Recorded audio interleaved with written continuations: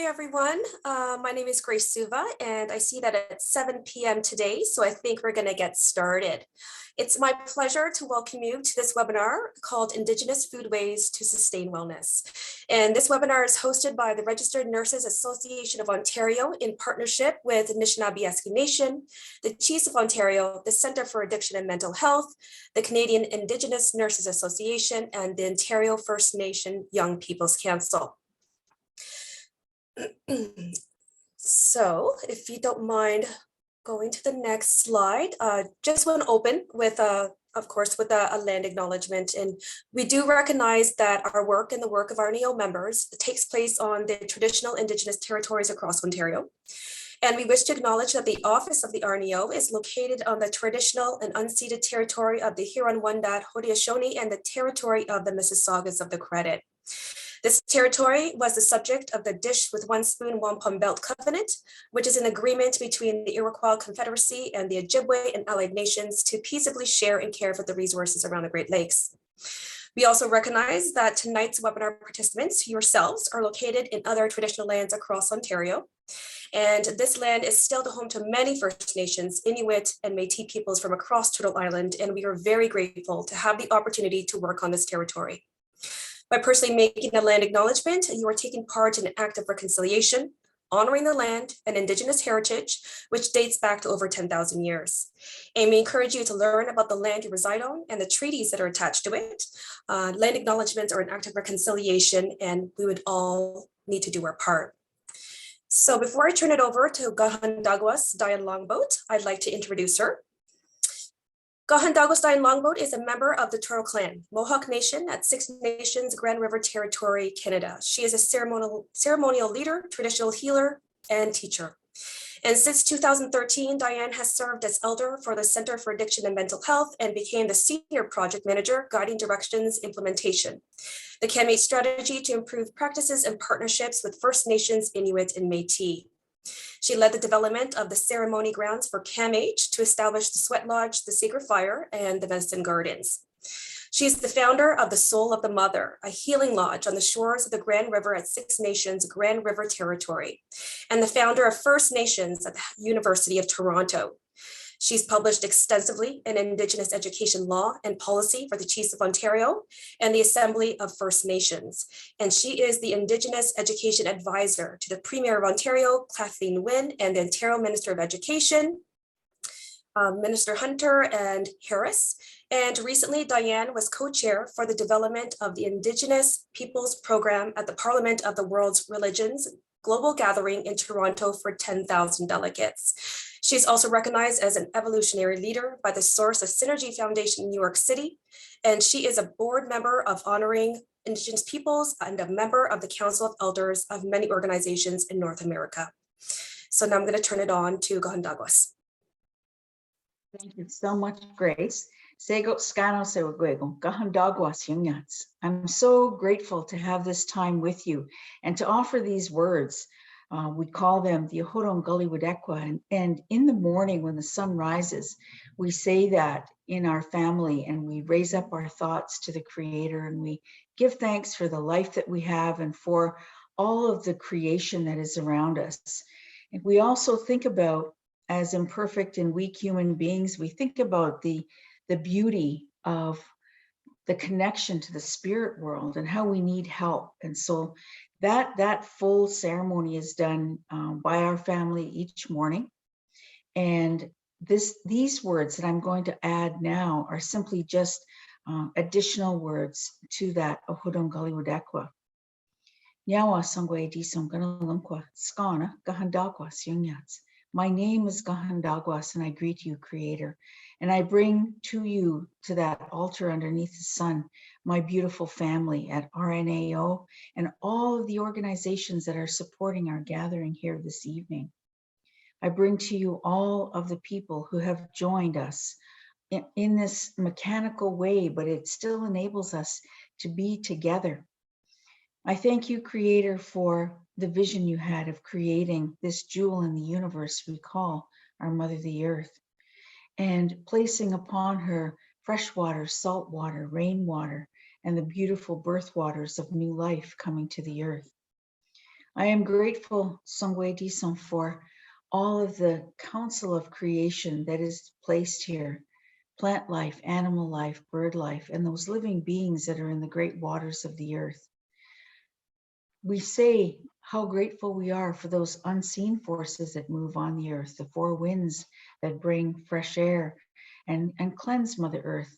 And we are so grateful for Ladiwelos, those thunder beings, many of them, there's 10 of them. Those thunder beings that bring ice and snow, the white thunder beings, and then the rain that comes in the springtime to signal that beginning of a new cycle, the beginning of new life. We honor all the teachers that have walked before us, great ones that have left many, many things along this trail for us to pick up in this lifetime that will help us in this journey. And we also acknowledge and lift up and give thanks to the stars that represent our ancestors, to the grandmother moon who takes care of fertility, the coming in of tides, the pulling of the waters to ensure the abundance of life underneath those waters. We give thanks for fertility, for the continuance of life in all life forms that are here on the earth. To the grandfather sun, we give thanks. We also call him our elder brother from our creation story. That is our relationship with the sun.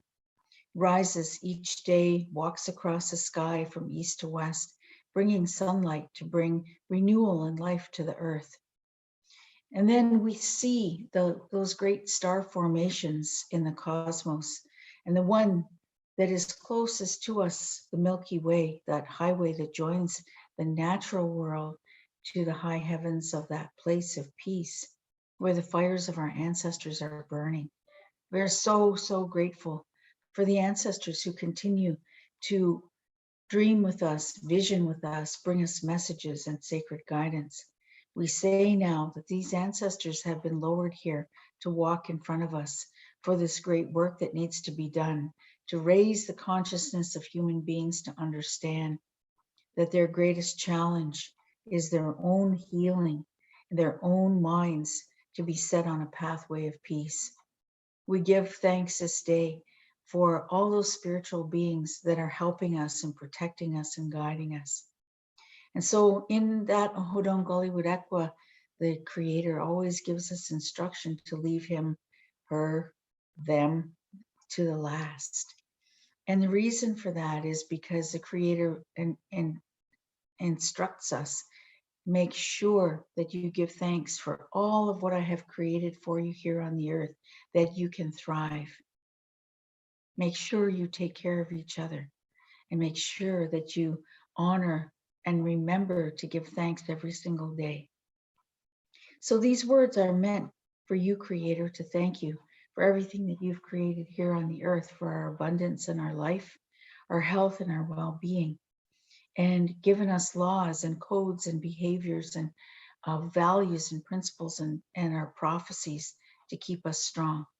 So this day we give thanks and we present ourselves to you, Creator, and we ask you for the sacredness of your guidance for this work going forward. We need to heal and we need peace. So we give thanks this day. Nyawa. Miigwech, everyone. Thank you, Grace. Miigwech Gahandagwes for those profound words. Very meaningful given today's circumstances and the situation, the world that we live in. So to move along to the webinar objectives for today, we have a number of very excellent objectives that the speakers will lead us through in a good way.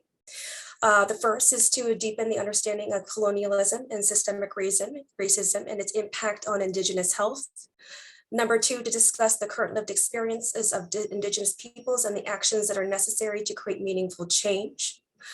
We'll also be talking about bringing greater awareness about the impact of Indigenous food and foodways programming and understand better the connection with Indigenous foods through stories and through discussion of the role as food as medicine.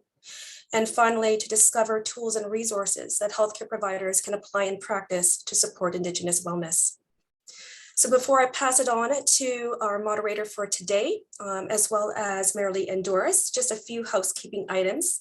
First, you will see that you have the capacity to write your questions in the Q&A box, and then there's also the chat box, which you can reserve for comments or any technical questions. We'll reserve about maybe 25 minutes toward the end of the webinar to answer as many questions as we can.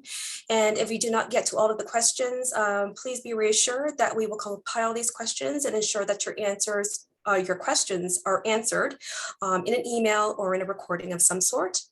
And just to let you know as well, the recording will be archived for future viewing, and it'll be sent to all of the registrants in addition to the evaluation survey. And you'll also see that there is now closed captioning or transcription, which is a feature of Zoom. That is another option for participants to also engage and follow along in the webinar. And then finally, wanted to let you know that along with the other webinars of this series, it is credited 2.5 hours by the Indigenous Certification Board of Canada, and you will receive that certificate of attendance once you fill out the evaluation survey. So now I will introduce you to the moderator for today's webinar, and that is Bernadette de Gonzague.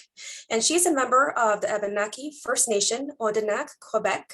She is a former registered dietitian, having worked for over 15 years in hospital food service management and clinical dietetics before pursuing her master's in science degree. Her master's research thesis explored the importance of traditional food among Ojibwe people and two communities in Minnesota and Wisconsin supporting harvesting rights. She worked for 5 years as a community dietitian at Nujmowen Teg Health Center, Manitoulin Island, and 6 years at the Southwestern Ontario Aboriginal Health Access Center in London as a diabetes prevention program coordinator, providing education activities including healthy eating and active living programs. She has now been employed for the last 14 years as a senior health policy analyst with the Chiefs of Ontario, working on policy and advocacy issues for both federal and provincial governments pertaining to First Nations health promotion and mental health and addictions, and in close collaboration with public health. So before I turn it over to Bernadette, I would like to invite Marilee Naugizik, who is CINA's CEO, and Doris Greenspun, RNAO CEO, to bring greetings to all of you today. So Marilee, please go ahead. Miigwech, Grace, thank you very much, and thank you, Doris, and your team for putting together, of course, another fantastic webinar and an impressive panel for this evening. Nyagoa Gongadagwas for tonight, for bringing us into a good way, and for always making us feel good when we come into your circle. I'm Marilee Naugizik. I'm the Chief Executive Officer with the Canadian Indigenous Nurses Association. I'm here on the unceded territory of the Algonquin and Nishnawbe people in the National Capital Region, where finally the civil unrest has been put aside, and now we can start getting back to our lives. The one thing that we have today is International Women's Day. Coincidentally, this webinar and a fantastic panel whom are going to share their knowledge, their expertise. I honor all of you whom are healthcare workers, frontline workers, whom are able to join us here tonight and may be watching with your family, friends, or other loved ones. We welcome you. This is a time of stress of economics, of the Ukraine situation, of everyday work life. The foundation here is that in the majority of our health human resources, there is a profound resilience and strength that is common amongst our healthcare workers, whom, by the way, are mostly women.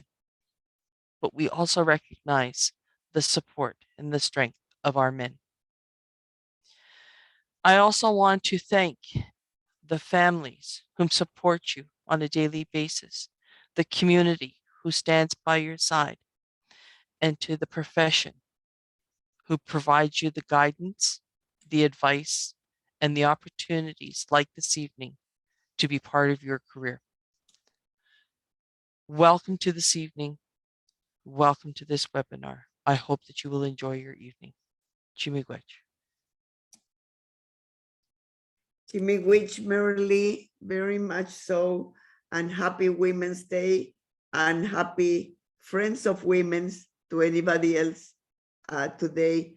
I acknowledge that we are hosting this webinar on the lands of Mississaugas of the Nishnawbe, the Haudenosaunee Confederacy, and the Wendat, and also recognize the enduring presence of First Nations, Métis, and Inuit people.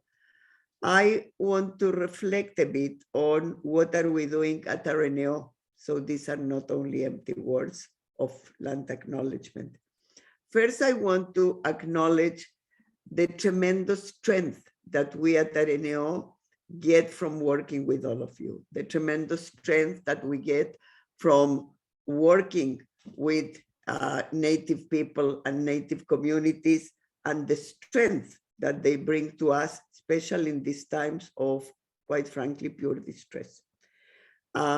Whether it is the more and more and more unfound, the finding of unmarked graves, which we keep hearing more about that, or whether it is putting the news in any of the channels and seeing the atrocities, these genocides that continue to happen, whether it is in indigenous communities, whether it is by mistakes or not mistakes of police, or whether it is the pure brutality now in Ukraine. Working with you brings us strength. It enables us to see, and I was talking with the top people at the ministry today at the Premier's office, desperate. She was calling me simply because she was out of strength herself, not because of government, for seeing what's happening. And I was saying what webinar we will be joining and the work that we are doing with our colleagues in indigenous communities and with our Native colleagues and friends, and how that brings strength to understanding that there is light. There got to be light at the end of the tunnel. There got to be light that someday, somewhere, people will learn to live in peace, that there is a space here for absolutely everybody, and that we need to bring up those that need the support to come up, to be supported. So on that, let me tell you what RNAO is doing. And although I cannot make the formal announcements, you can have a preamble at least. So you all know that we have the best practice spotlight organizations that my colleagues under Grace's leadership and others are leading. Those are already 6 indigenous organizations working with RNAO on evidence-based practice. We are adding 2 more. Name, you will not have the name today, merely, and we are adding the first indigenous OHT that will be working with RNAO. Even the OHT has not yet been announced by government, but I can tell you it's happening, and RNAO will be working on the BPGs. They're all going to get the support they need. They're not going to be doing it on the side of their desk. And in addition, I shared with you that we'll be doing the fellowships for advanced clinical practice for our colleagues. There is a lot more that needs to be done. We now have the expertise also of Rachel that came to work with us, and we will continue to grow together. We will continue to learn from you, and we will continue also to share the expertise that we have in various areas like evidence-based practice to advance whatever that you need, including new guidelines that will be developed. So miigwech for working with us. That's all I can say. In this time of pure darkness, like it's horrific what's happening, being able to work with people that have gone through such genocides and that still can remain positive and still can remain hopeful and can still say, keep going, is really a blessing. So thank you, miigwech to all of you.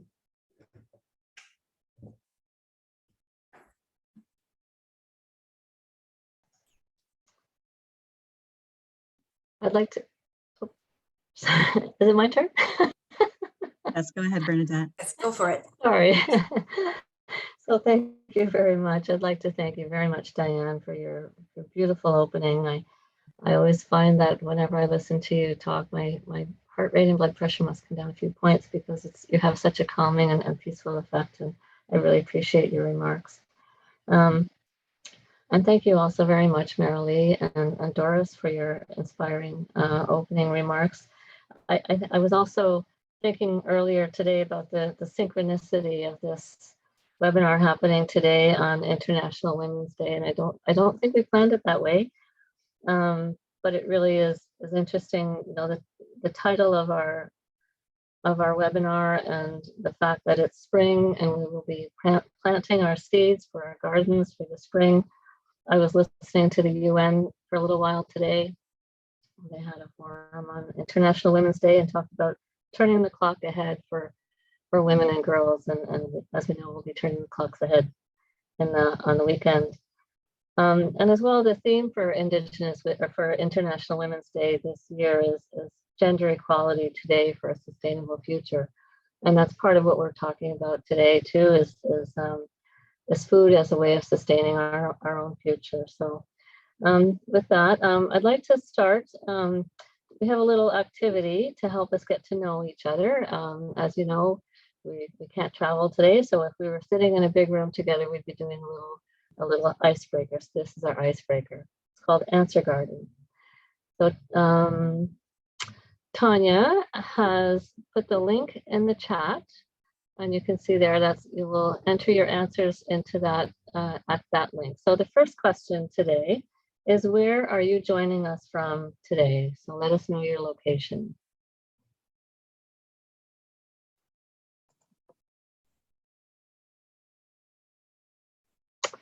Quite a few from Ottawa. Someone hit a rock. What did that say? Thunder Bay, London, BC. Wow, we have people from far away. Where else are we coming from? Elliott Lake, Newfoundland, Six Nations, Fort Frances, Ontario, Peterborough. I don't see anybody from out of the country, but we do have as far as BC. Quite a wide range of people. Looks like Toronto is the biggest representation there. So thank you. The next question is, what sector do you work with or in? So, and also if you are a medical or nursing student, please identify what year or what school you're in. I've just put the new link in the chat box. Oh, sorry, I didn't, it's a different. No worries, it's a different link, so everybody can just click on it. Okay. I'll enter it again just so it's at the top of the chat. I think. Okay, so we have research, healthcare, public health. Wow, community health, child protection, academia. We have some students, NIPISing, supportive living, health policy, a dietitian, yay. Mm-hmm. Indigenous policy, dietetic intern, welcome. Food justice, awesome. Clinical instructor for RNs, okay. Thank you so much. We have a diabetes educator. Okay, our next question, and the link is in the chat again. Do you self-identify as First Nation, Métis, Inuit, or as a settler or ally?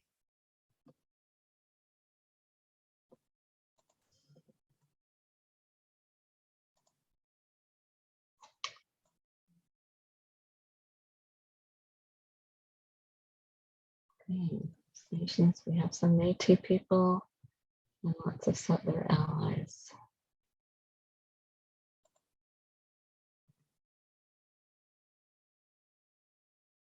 Accomplice, I like that one.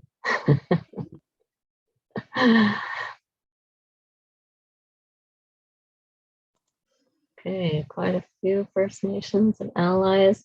And our last question is, can you name a traditional food or tell us what is your favorite traditional food? Some people call it a country food. So what is your favorite First Nation traditional food, or their own cultural background if it's different. Moose meat, hangover soup, blueberries, wild rice, candied salmon.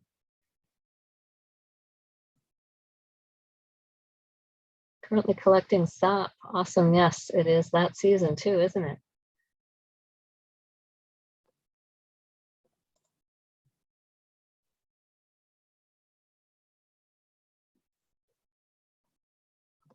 Okay.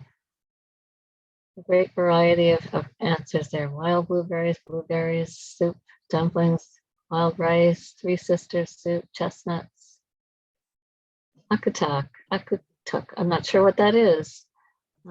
Moose meat, dried moose, lamb stew, Saskatoon berries. Awesome. Make me hungry.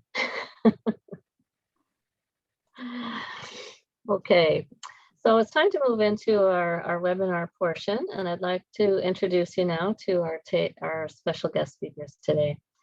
We have Melinda Sault Coates and Kelly Gordon, who will be speaking on behalf of herself, and Kitty R.Lynn Lickers, who was unfortunately unable to join us today. So first up, we will have Melinda Sault Coates. Melinda is an Ojibwe member of the Red Rock Indian Band, who now lives in Thunder Bay with her husband Dave and their son Liam. Early in her university life, she was an activist in support of Indigenous education and has continued to support her community through her work with her First Nation, with Bindigan, the Ontario Native Women's Association, and the Thunder Bay Indigenous Friendship Center. She has been working for the past 21 years with Nishnawbe Aski Nation. The main body of her work with NAN has been in governance and education jurisdiction, but for the last year, Melinda has been working as the food strategy coordinator, mandated to support the 49 First Nations in NAN and regaining their food sovereignty. And our second speaker is Kelly Gordon. Nice to see Kelly. I've known Kelly for quite a number of years. She's worked as a registered dietitian for over 18 years, focusing on community wellness. Kelly is I knew I would mess this up. Geha Mohawk, and a proud mother of 2 energetic children. A graduate from McGill University, she has strived to use her experience and knowledge to support well-being within Indigenous communities. Kelly is currently working at Six Nations Health Services as a team manager for health promotion. She previously worked for Toronto Public Health and the Davenport Perth Community Health Centre and continues to work with various Indigenous organizations. Kelly is co-chair of the Nourish Indigenous and Allies Advisory, supporting work to increase access and availability of Indigenous foods within healthcare settings. Kelly has presented and advocated to a variety of audiences, speaking to how food is a pathway towards reconciliation, looking towards Indigenous food and foodways in response to the Truth and Reconciliation Commission of Canada's calls to action. Kelly's work focuses on acknowledging of Indigenous knowledge and how it can be integrated into her everyday work, supporting community members on their journey towards their own wellness. So with that, I will turn it over to Melinda. And just a reminder, if you have questions, you can pop those into the Q&A box at the bottom of your screen. If you have other comments or technical questions, you can put those in the chat box. Hello, everybody. I'm Melinda. I just wanted to start off with saying that my mother was a nurse, and so was my sister. She's a registered nurse, and I find that nurses are very powerful knowledge keepers, and I really would like to show my appreciation to the caring wisdom and strength that nurses are, and thank you for your services. I just want to start by saying that. I'm just going to mention also too, like mentioned, I am an Ojibwe member of the Red Rock Indian Band, and my clan is the Raven Clan. I'm living in Thunder Bay in the territory of the Fort William First Nations. So I want to mention that. Okay, Nishnawbe Aski Nation territory encompasses James Bay, Treaty 9, and the Ontario portion of Treaty 5. The landmass covering 2/3 of the province of Ontario, spanning 210 square miles. Our people traditionally speak Algonquin in the east, Ojibwe in the west, Ojibwe in the central south area. Nishnawbe Aski is a principle that is sacred to us. It's meaning the land and the people and that unique relationship that they have between them. Next slide, please. NAN represents 49 First Nations with a total population on and off reserve of approximately 45,000 people, grouped in 7 tribal councils and 6 member First Nations with unaffiliated to those tribal councils. NAN, known as Grand Council Treaty Number 9 until 1983, was established in 1973 as a regional organization representing the political, social, and economic interests of the people of the Northern Ontario. Next slide, please. In 1977, Grand Council Treaty 9 made a public declaration of the rights and principles of Nishnawbe Aski, a declaration of Nishnawbe Aski, the people of the land. These rights included the right to receive compensation for the destruction and abrogation of our hunting and fishing and gathering rights. So it just kind of goes that we have for a very long time been in support of food sovereignty, and it's always been an important issue that we support our communities on. Next slide, please.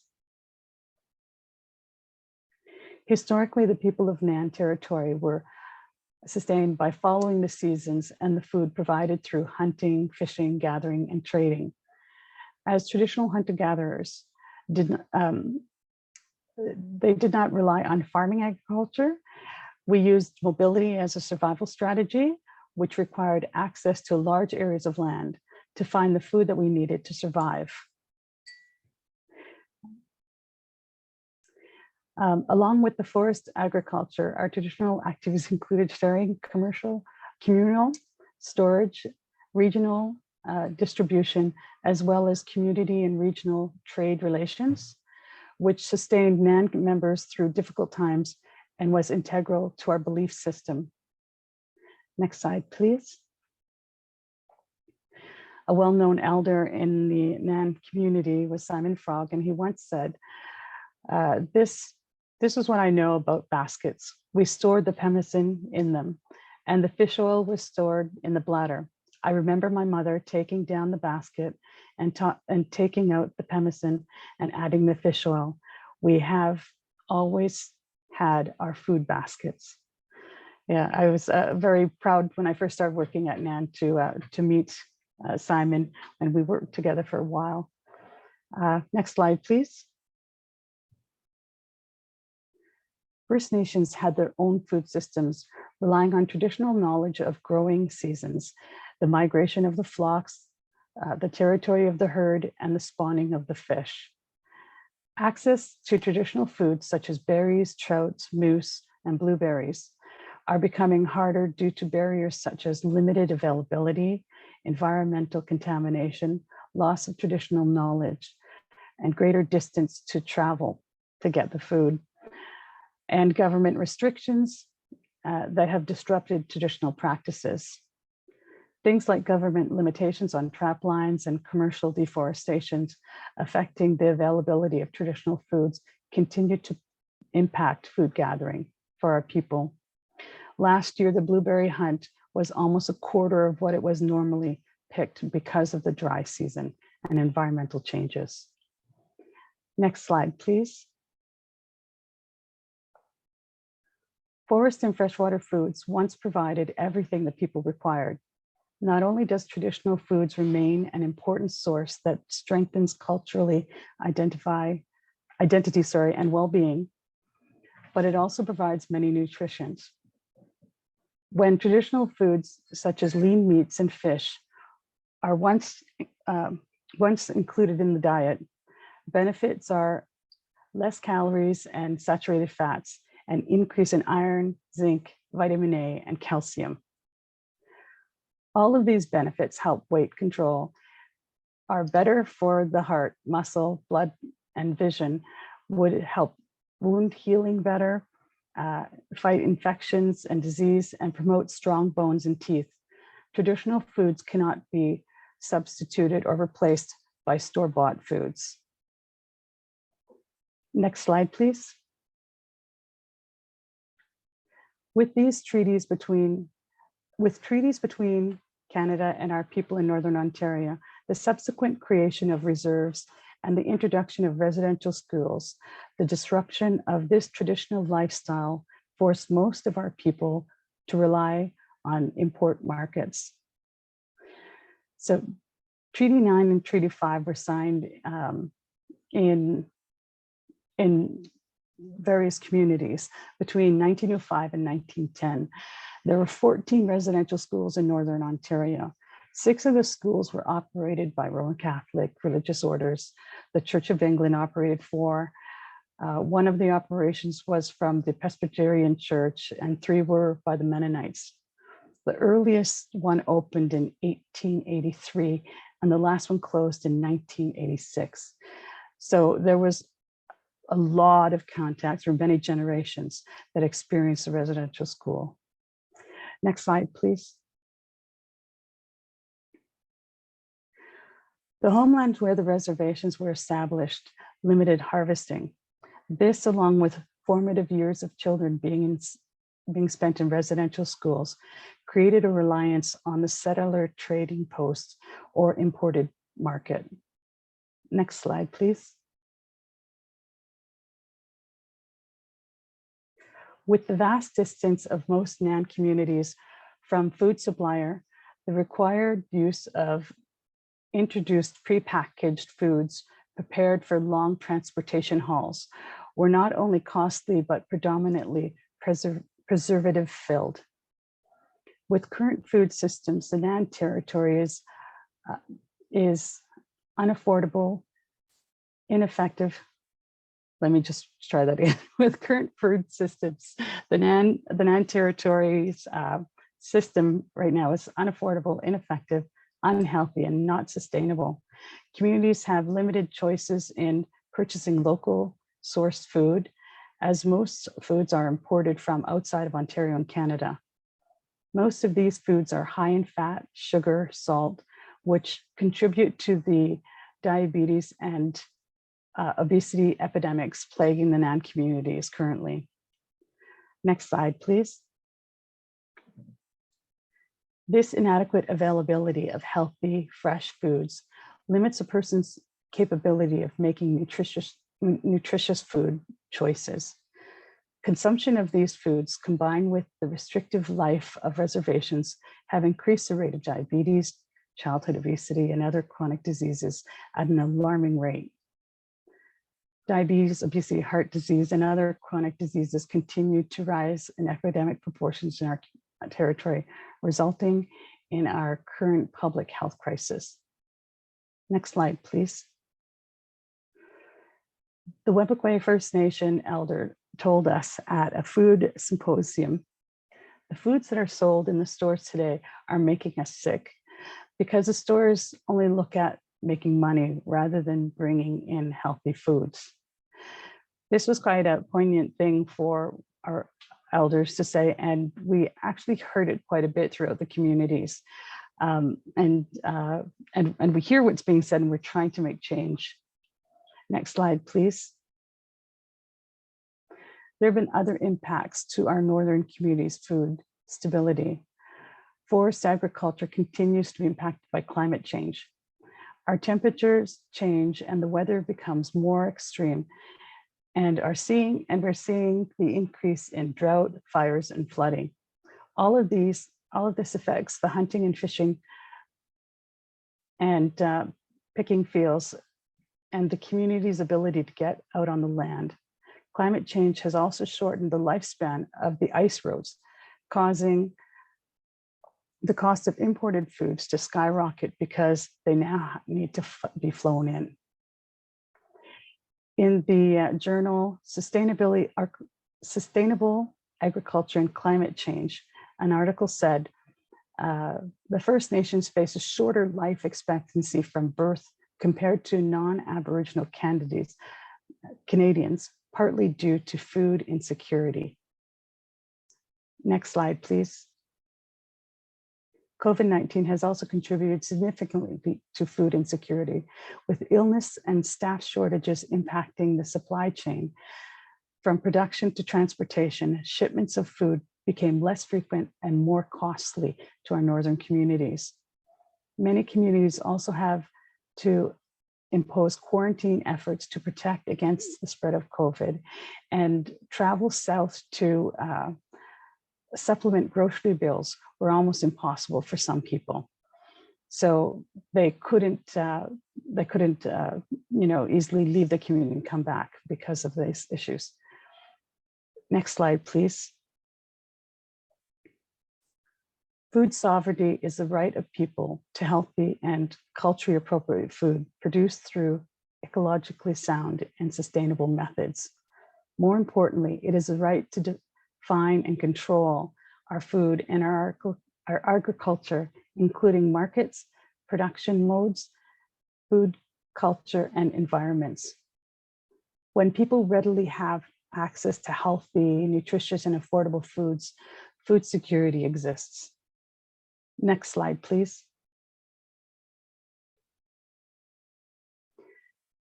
The cost of feeding a family in northern Canada is twice as much, similar expenditures to the south. The average cost of the revised Northern Food Basket, which is a nutrition guide for northern communities based on surveys and the most recent version of the Canadian Food Guide. The RNFB for a family of 4 in 1 month in 3 northern remote on-reserve communities, and this one's is Fort Albany, Attawapiskat, and Moose Factory, is $1,793, which is about $21,520 annually.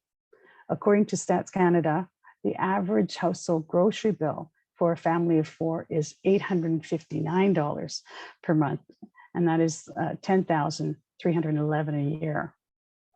Now, the RNFB price in there was from 2016, and the Stats Canada one was from 2019. Unfortunately, those were the most comparable that I could find at this time. And on top of that too, even with the Nutrition North Canada subsidy applied to this, the average cost for the 1 month was $1,668, which is almost double the average household cost for from the Stats Can regular community costs. Next slide, please.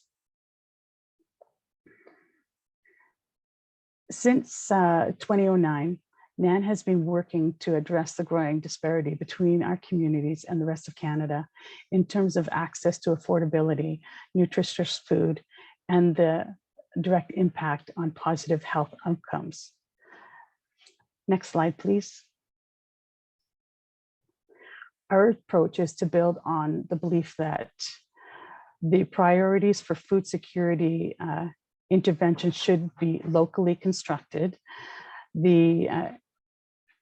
The intimate link between food and culture should be recognized at all levels, and food knowledge, infrastructure, and networks should be created and maintained through sustained support. Next slide, please. Using these principles, NAN created pillars to support the reclamation of our rights to food self-determination. And these pillars are: locally sourced food would be more sustainable and secure than other food sources. Community members currently will further develop the interest, capacity, and resources to hunt, fish, forage, and grow foods. Imported foods will supplement the strong local food system. Employment opportunities can be created around food, and intergenerational knowledge transfer is fundamental. Next slide, please. I was starting to wonder when those big words are going to trip me up. They're very big. So given our past, there are still many traditional harvesting of Indigenous food activities currently being practiced and taught throughout our territories. The traditions continue with community-based actions such as harvesting strategies and practices, community freezer and root cellars, hunters supporting programs. Let's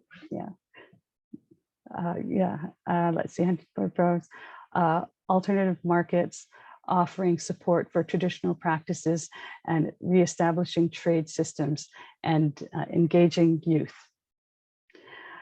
In our communities, it is common practice to have annual community hunter parties where members will all head out to their camps and trap lines to hunt and fish and gather rice, berries, and other plants. This happens several times a year where almost the whole community leaves for the land. Next slide, please. An Attawapiskat First Nation elder shared with us, we need to start teaching our young people not to forget how to hunt and fish and trap, and to gather medicines and berries from the land that were used to make ourselves heal. Next slide, please. Our people recognize the importance of retaining a traditional activity through the education of our youth. We also acknowledge and are open to new food pursuits that will enrich our communities. However, with anything new, time is required to establish an agriculture culture. Our communities have been fortunate to be able to participate in many educational projects where specific agricultural experiences have been shared. Unfortunately, these projects were short-term with little follow-up. Next slide, please. Farming is fraught with challenges such as weather, production, work hand, and storage issues, which may not be seen in a limited training period. It's hard for our community to be successful in any enterprise without long-term and holistic programming. It is, the reality is that any type of harvesting or farming should be looked at as a business, from training, marketing strategies to personnel management, and passing the operation on to the next generation. A long-term supported food production program can help address all components and how they're connected. Community-based actions such as gardening, hunting, hunter supports, collective harvesting, and community freezers for local production in land use planning initiatives offer opportunities for support of local food production, as well as increased opportunities for learning through hands-on skills building. Next slide, please. Obtaining adequate working capital for research, training, equipment, and building is an obstacle. However, having time to nurture an agriculture culture that would become as rooted as our homeland food harvesting activities are is even more challenging. When the communities being over-researched, the communities are over-researched, and the continual pop-up projects, our members are feeling weary and not understood. One community took part in a poultry project where chickens were brought in and to teach members to build chicken coops and take care of the birds. When it was time to call, they were shown how to kill and clean the animals. Community members were given the food and the project was over. Unfortunately, this project was educational. Although it was educational, there was a little emphasis on the activity sustainability or follow-up to ensure that it would be an ongoing benefit. Without a coordinated long-term effort, many of these past research projects within the NAN territory were shelved. Next slide, please. To address the nutritional food choices issue, The community would need to invest in agricultural diversity. Launching agricultural community businesses would also require research to support diversity and innovation. There are any number of crops and livestock that can be grown in Northern Ontario. It is a matter of determining which one is the right one for our individual communities, their locations, their environmental issues. And so that takes a bit of research for each individual community. Next slide, please. We were told by Kingfisher Lake First Nations elder, we have to learn how to grow our own food, make our own foods, gather our own foods, and learn how to keep and use our rights to hunt, fish, and trap and gather to subsidize our diet. And that really is very impactful on the work that I'm doing here. All of that needs to make sure that we can do all of that. Next slide, please. Currently, NAN has 6 of our communities are currently under a risk of fire and flood. 29 of our communities are at risk of transportation disruption. 13 have declared communities closed. 18 of NAN communities have travel restrictions currently. 29 of our communities have an increased, we're on the right slide, sorry. I just have some extra. 29 of our communities have an increased risk of food supply interruption. And 22 of our communities have declared a state of emergency with COVID. So there is a lot of issues that we need to deal with. What we need to do to close the gap in nutrition and food insecurity is, we need to work on it. So here's what the final report for the 8th Assembly of First Nations Regions, First Nations Food, Nutrition, and Environmental Studies says. To close the gap in nutrition and food insecurity, we must improve access to traditional food systems through a combination of subsidies, support, harvesting, growing, and sharing and preserving. We need to improve local availability and access to healthier foods independent of imports.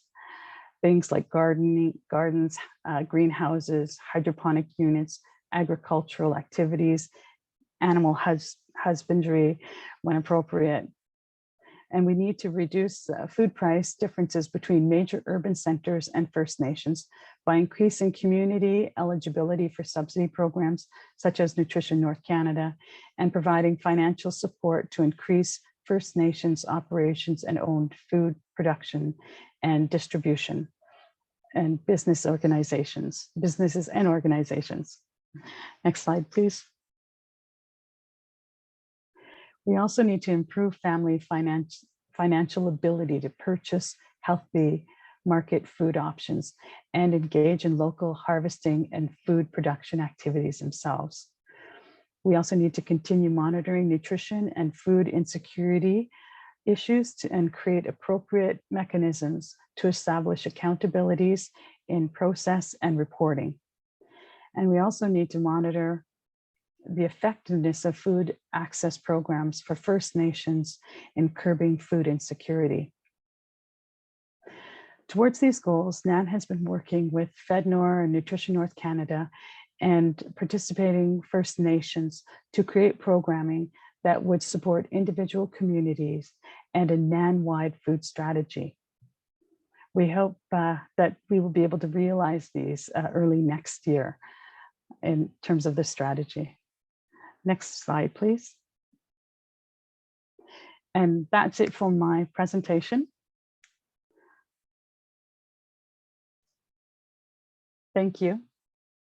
Okay. Thank you very much, Melinda.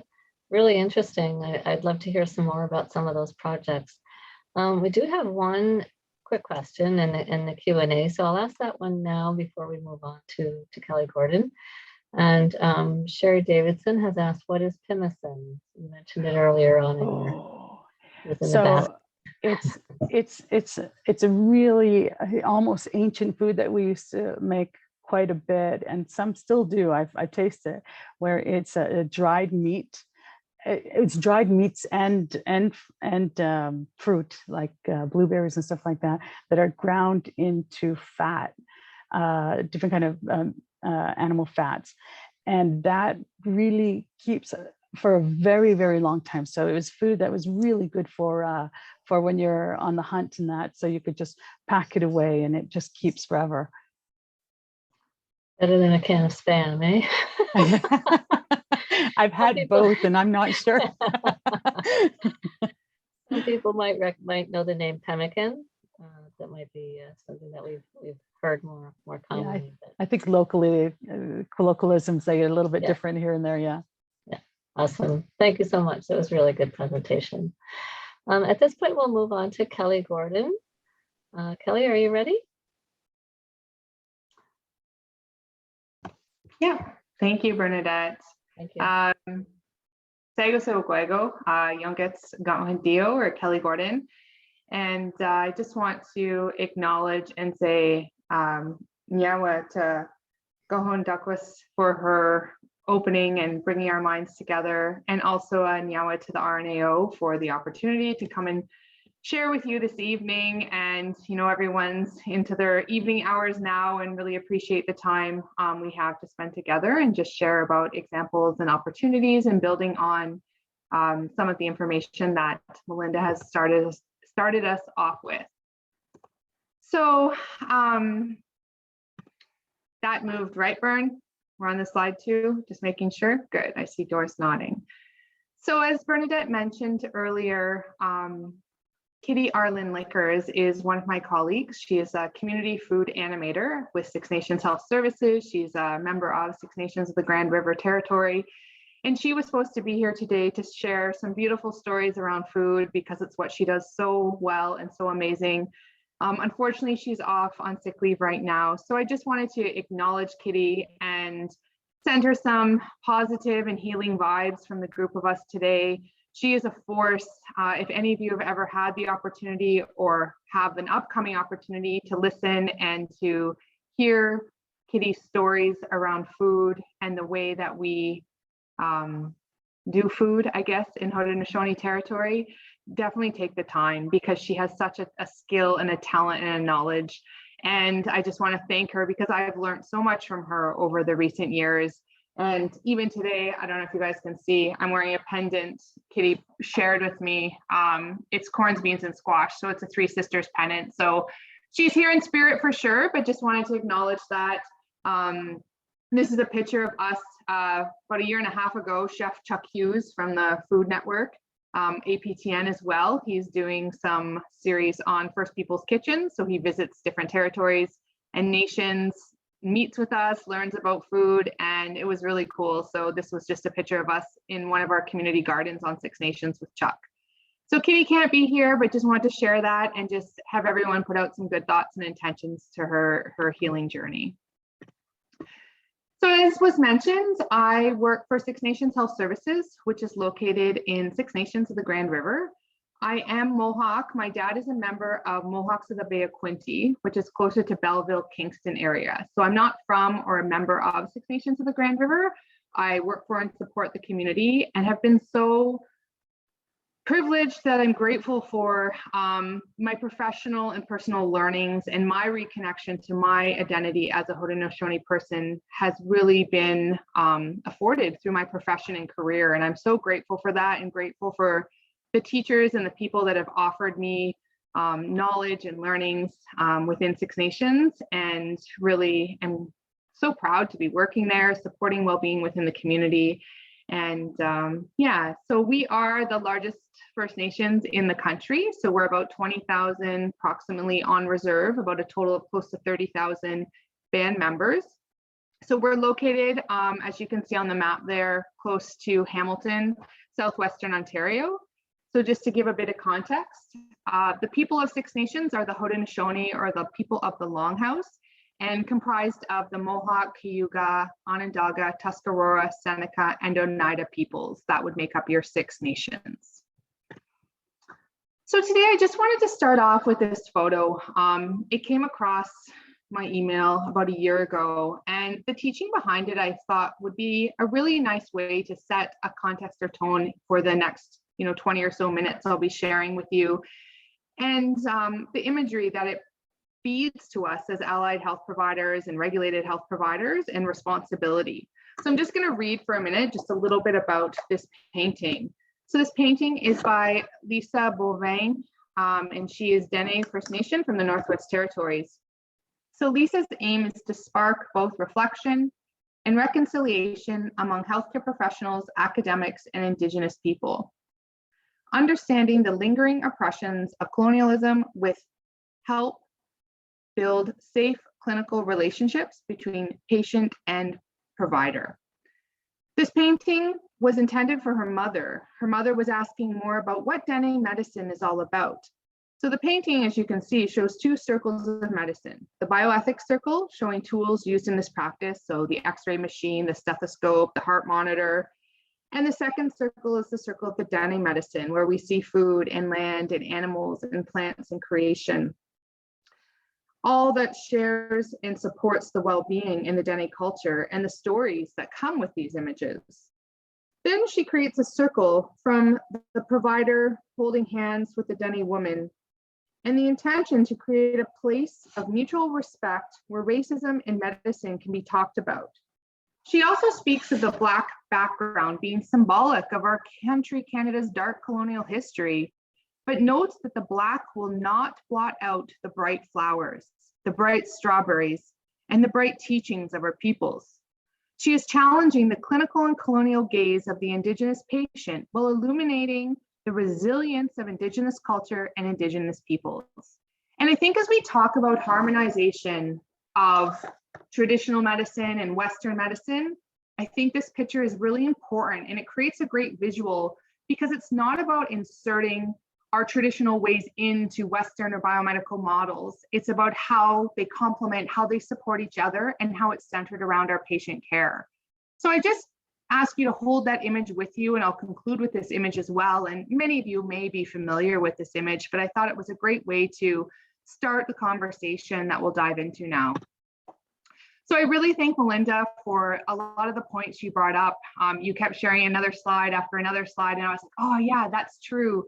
The talk about, the need to reconnect and revitalize our ways of doing, our food ways of hunting and gathering and growing and harvesting and preservation, our ways of relating with researchers and with community and opportunities, all of those things. So I'm excited to hopefully build on that. And again, example in and hone in on some things for each of you. So I want to start first talking about some community programming. So community program within the community of Six Nations called Healthy Roots was an initiative essentially to increase community and individual well-being through encouraging community members to increase and include more Haudenosaunee foods, so our traditional foods, in their activities and daily lives. So Healthy Roots really envisions a more sustainable, self-sufficient community like that of our ancestors who enjoyed a communal and cooperative lifestyle. So already you're seeing threading through of Melinda's messaging and how this is going to kind of dive into this community programming example, Healthy Roots. So Healthy Roots actually expanded into a very collaborative, community-based research project that was driven up from our community. And I'm very proud to honor that and to say that, because for too long, our communities have been researched in and on with no engagement, no involvement, no ownership, no direction in that research. And I do see things are starting to shift and change. So with Healthy Roots, it really started as a community initiative where a couple people in the community decided to eat our traditional foods and report about it in our local papers and social media.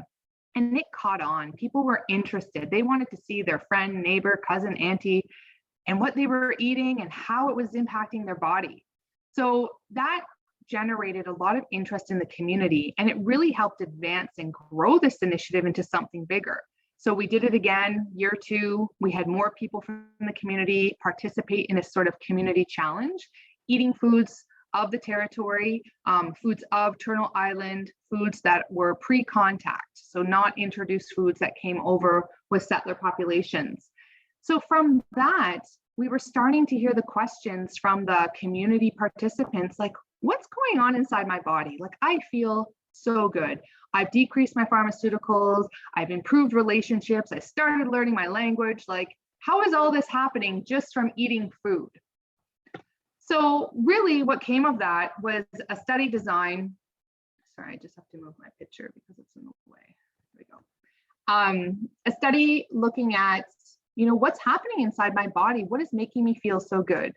So in Six Nations, we have a really good relationship with McMaster University, and they had currently been running a study called the Alliance for Healthy Hearts and Healthy Minds.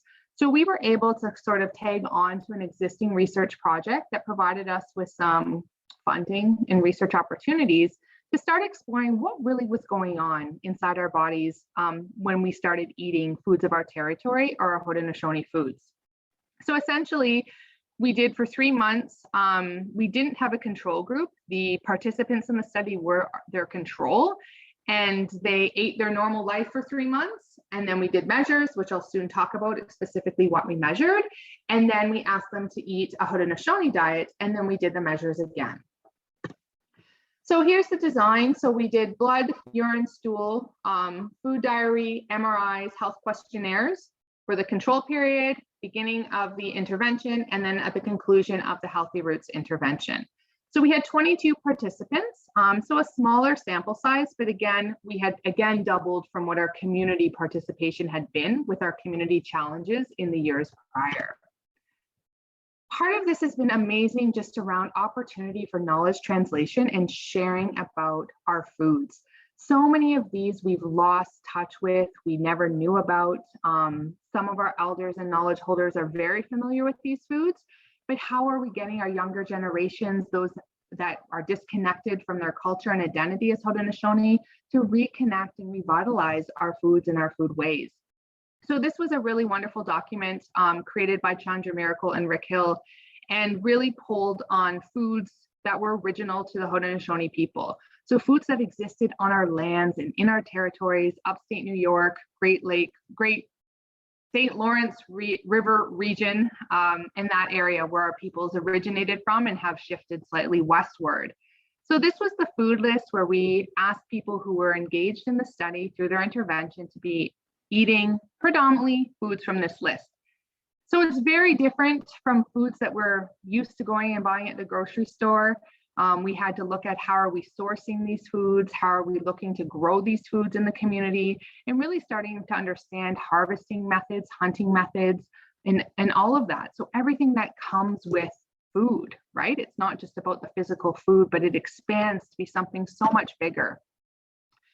In the end, when we looked at the specific diet or the intervention of the Healthy Roots or the Haudenosaunee foods, we found it's higher in protein and polyunsaturated fats, lower in refined carbs, lower in sat and trans fats, higher in potassium, lower in sodium. So as health providers, you guys see that data and you're like, those are things that we often are striving for within our patients. From the results, I'll just go through these quickly, but we saw decrease in BMI. We saw decrease in physical measures. We saw decrease in A1Cs. We saw a decrease in hepatic fat, significant decrease actually in liver fat. Reported decrease of chronic pain. And we are also currently doing a microbiome analysis. So we were able through the stool samples to look at microbiome composition, which is so interesting. And what we really saw from our pre and our post was the diversity. So as any diet changes, your gut diversity changes along with it. But what we're questioning now is, did we shift to a more optimal gut? And we've learned so much, even in the last 5 years, around our gut health and the impacts on mental well-being. Like, it's not just about digestion and gut health, but it's about whole person, whole body health that gut microbiome impacts. So that's another really interesting piece that we were able to pull from this study as well. So really from this journey, it demonstrates, novel and sustainable partnerships and collaboration. So this came from that community challenge that was different community partners. And I still to this day say, if this had been a health services sole project or initiative, we wouldn't have gotten the uptake, interest, or engagement with the community. It was those local newspaper, local not-for-profits, social service teams, different people in the community, because they have different connections with different community members.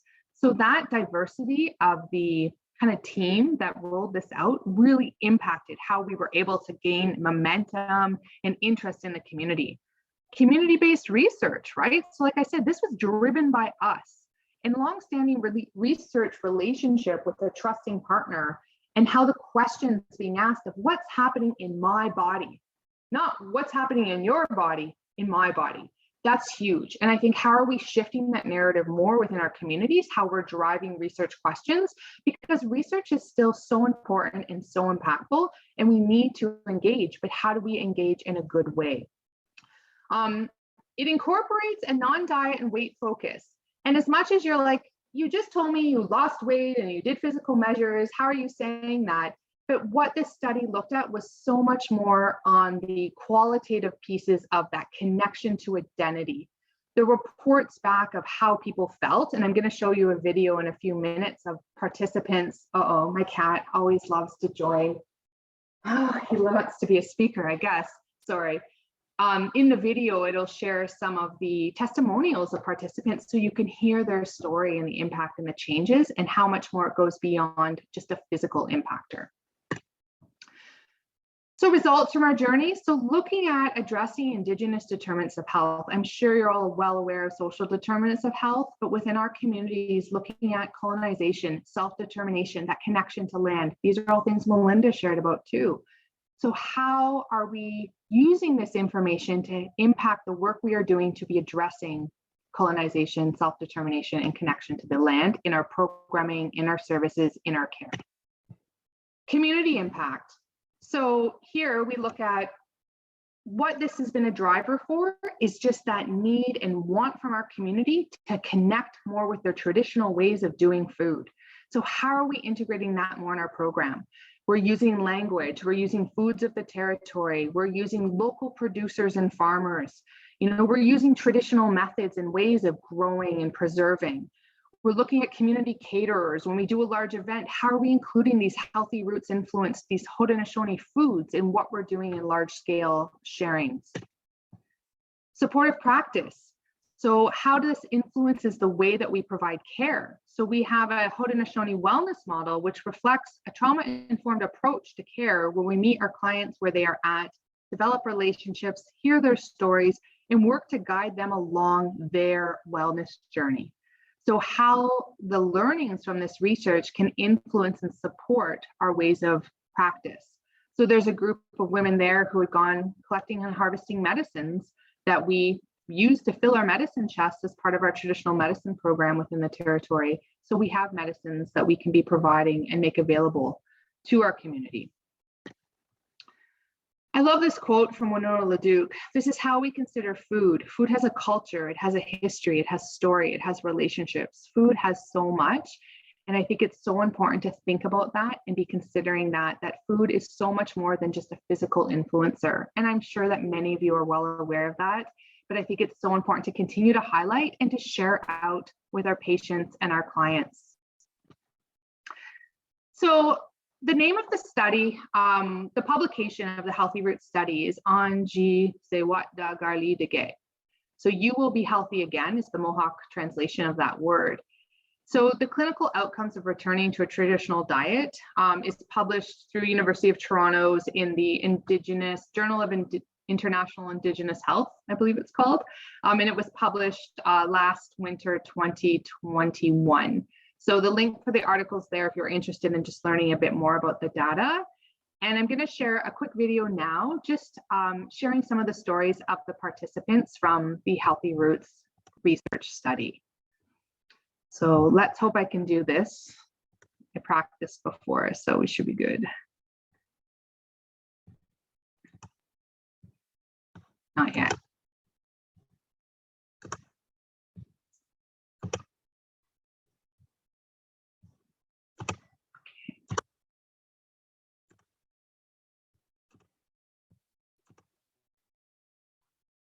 Should be good.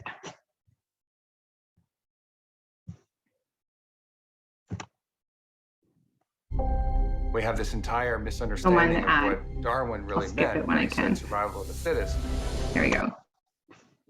I cooked it the other day and I didn't. Let me see if I have one extra candy.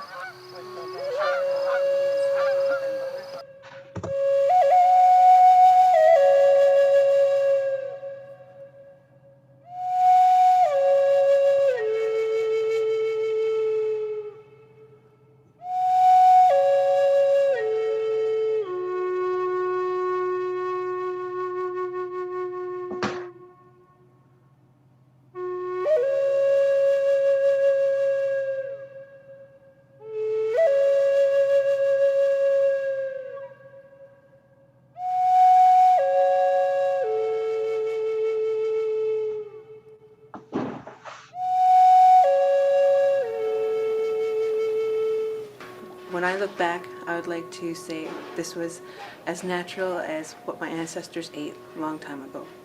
I'm hoping that everything that I learned throughout this entire session, that I can adapt that to my everyday living with my children, and hopefully they can carry it on within their families.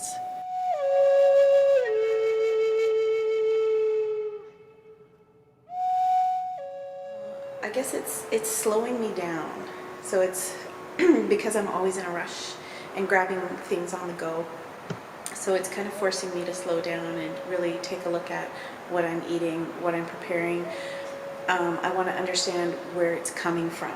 I want to understand how it's been grown. So what is the energy that has gone into this food that I'm putting into me? So if it's called healthy roots, I want to know where this food is coming from, who's been touching this food, how it's been grown before I kind of put it in my body. So it's just becoming a better understanding of the food that I'm eating. It takes my focus away from what's going wrong, and then helps me focus on like a positive aspect of what I'm trying to do, right? So it's good. The hardest part is being open to eating fish, because fish is not in. I've not grown up with fish except tuna, right? So putting other varieties in my diet is something new to me, and even salmon. Salmon is new, so I haven't had a strong desire to dive right in. So the wild meats are probably my first priority.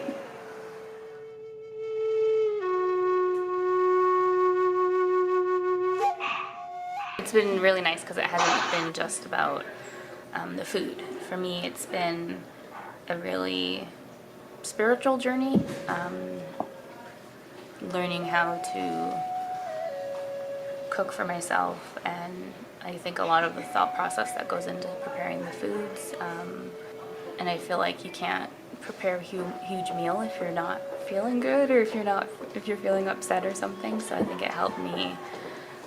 It was almost like it was like a lot of self-care almost, and yeah, I think I'm a lot happier, a lot healthier than I was before the challenge. We were having a discussion at our table, and Michelle was talking about being healthy roots hungry and being fast food hungry. And I'm like, well, what do you mean? What's the difference? And I said, well, that's really interesting. And I didn't even think about that, but like, I wonder, like, what's the point of that? Like, why is that? And she had identified, like, you're feeding your spirit as opposed to just, binge eating. And I was like, oh, that makes a lot of sense. I liked it. It was challenging. I learned a lot about myself. I learned that it's not just about the food. It's everything. It's the physical, emotional, spiritual, mental wellness of myself, and how food fits into all those areas. I see myself continuing with it, not as hardcore as I was, because like I want to enjoy peppers and tomatoes and things like that. So it's more or less just healthy eating, more so. But I like that I learned how to incorporate more of our traditional foods in more mainstream dishes. So I like those ideas, so I'll probably continue with that.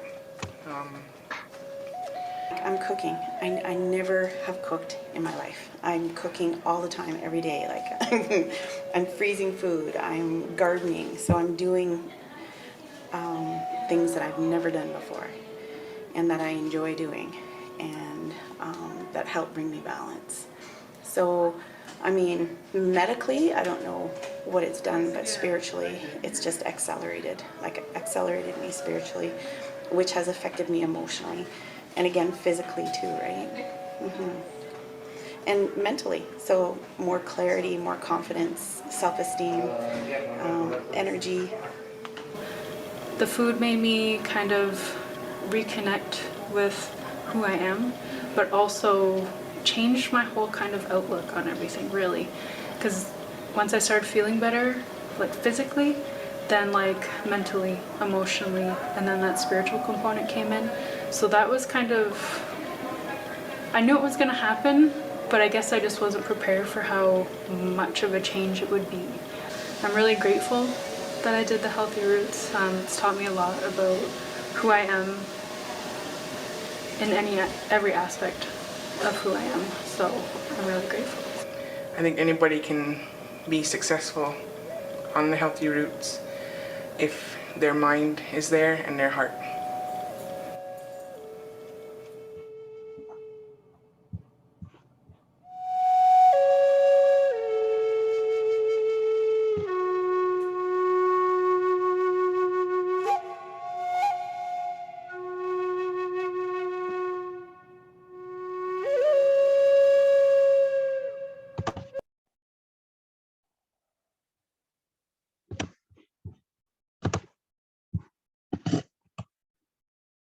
Great. So I always love sharing that video because that was a couple of years ago, as you saw with the timelines, and research takes a long time. So like I said, our publication just came out last January, and all of those women that shared in that video, like their lives have been forever impacted and shifted in a way that they report just a better sense of wellness and how they approach so much from a 3-month trial of just shifting up your food, right? Like it seems so small, but was so impactful.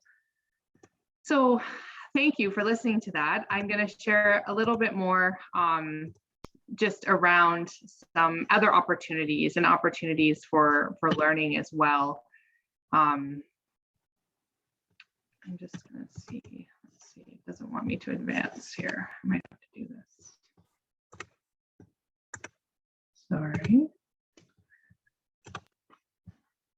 Okay, so the next thing I want to talk about is Nourish. And Bernadette did mention earlier that I am one of the co-chairs for the Nourish Indigenous and Allies Advisory. So Nourish is Nourish Leadership. It's a national organization that started around 2016. And initially, the goal Nourish set out for was to impact and shift and change the perception and the outcomes of hospital food. So originally they brought together 25 innovators from across the country. So some dietitians, food service, CEOs, people impacting food in healthcare. And I was fortunate enough to be one of the innovators. And from that work, we really looked at not only shifting the dialogue around hospital food, but really narrowing in and focusing in on the responsibilities of healthcare workers with reconciliation and with the Truth and Reconciliation calls to action that have been released around 2015. So that was quite new when Nourish began, and Nourish has grown and done some tremendous work. And I'm going to share about a few initiatives and opportunities that I would encourage those of you joining today to reach out and engage in. So currently where Nourish is at is they have 7 innovator teams, and they're looking at their 3 main impact areas that you can see in front of us. So equity, community well-being, and climate. So these 7 anchor collaborative teams are really a partnership of healthcare and community. So in some cases, it's a hospital and a food NGO that are partnering together to look at how they're impacting the greater and larger food system. Because what we found is you can't impact the food in the hospital until you start looking at the larger system. So one of the outcomes of the initial Nourish Innovator cohort that I was involved in is the Food is Our Medicine campaign. So this was launched about a year ago, and it's through Nourish. And really it's looking at the opportunity around education of our traditional foods. So one of the big questions was, can you guys just write a policy that can tell hospitals that they have to serve traditional food? And even from what Melinda's sharing, from what I'm sharing, in our own province, there's so much diversity and variation in our community's needs, in our food, in our culture, in our tradition. So to think of this nationally, it's so challenging because so much of it has to be driven up and by the community and by that local territory and that understanding of the land in which you're on. So with the Food is Our Medicine campaign, it's really about the introduction to healthcare professionals and leaders to new and different ways about understanding the complex relationships between Indigenous foodways, reconciliation, healing, healthcare. It's free, it's an action learning series that includes a learning journey, interactive webinar, and a digital resource library or bundle. So with these learning journeys, the Food is Our Medicine one is designed really to deepen your understanding, your relationship with history, food, land, and ultimately with yourself. So we talk a lot about self-awareness and how that self-awareness is such a key factor in this work. So not jumping to the work, but really starting to understand your position, your understanding, your responsibility. In the Food is Our Medicine learning journey, you have opportunities to learn and reflect on colonization or decolonization, the perspectives, culture, foodways of various Indigenous communities throughout the nation, identify steps you can take toward honoring Indigenous food views and worldviews in healthcare. The journey will highlight and celebrate the diversity of traditional foods and Indigenous foodways across our country, encourage introspection, and promote the narrative that is food is our medicine. So what the learning journey looks like, and I'm promoting it because I think it's a great opportunity for everyone. I did see when we did our introductions, many of you do identify as First Nations, and this still is a wonderful learning opportunity for us Indigenous folk as well as our allies and settlers. With the learning journey, it's broken into 4 modules. So kind of like the season. So food is culture, food is relationships, food is healing, and food is pathway. Each of these modules provide you with learnings, readings, videos, some kind of paperwork, I don't know a better way to say that, reflection, I guess is a better way to say that, some reflective work on how it can directly impact you in the work that you're doing. So I did have another little video, but I think I'll just share that link in the chat once we conclude, because I do want to save time and space to wrap up here and then move into our Q&A this evening. But what this video is, it brings voices together, and why I wanted to share the Healthy Roots video is because I can't speak of this work without that voice from those that have been directly impacted and are doing it and living it. So same with the Healthy Roots work, the work as Food is Our Medicine that came out of the Nourish Innovator cohort. We brought together voices of knowledge keepers and elders from across the nation to share about what are our next steps. And this is really what helped to evolve the Food is Our Medicine campaign and evolved into the learning journeys. So this video, it's a short one. Again, I'll put the YouTube link in the chat. You can check it out on your own leisure. It's really voices and recommendations. And I love it because it ends on food is love. And if you recall from the Healthy Roots video, it really ended on food is love. And I think that's such an important piece to remember, and how that vibes in our culture and Indigenous peoples, how food is love and why food is so important to us as people. So just my last few slides. This is part of one of the learning journeys you'll find if you do take it upon yourself to do the Food is Our Medicine learning journey. But really, I think challenging ourselves, our organizations, our managers, directors, our bosses around where we hold value. So really, what is the work? So sitting and spending time with elders, that is the work. Suspending judgment is the work. Listening is the work. Being on the land, eating and sharing food. Insights to share from the journey, speaking to the process is all the work. The knowledge you grow is the work. Building relationships is the work. And then I turn back to you, what else? Because so much of this work, so sharing a meal, having a visit, enjoying time out on the land, and at Six Nations Health Services, we're so fortunate because the last 3 weeks, we've been able to take work time to go and do tree tapping. So with our Ngawatia de Gaha, which is our land-based treatment program team, we have 90 acres and a lot of it is maple forest. So we've tapped trees and we invite our staff. We do open community and also for clients of the land-based team, but there's opportunities provided to staff to go in, tap the trees, work with the team, hear the teachings, learn about it, taste the maple sap, process it into syrup and then taste that too. So that we as an organization hold value in that and we recognize that as the work, but that's not across the board, but what that impacts and what that does is so important.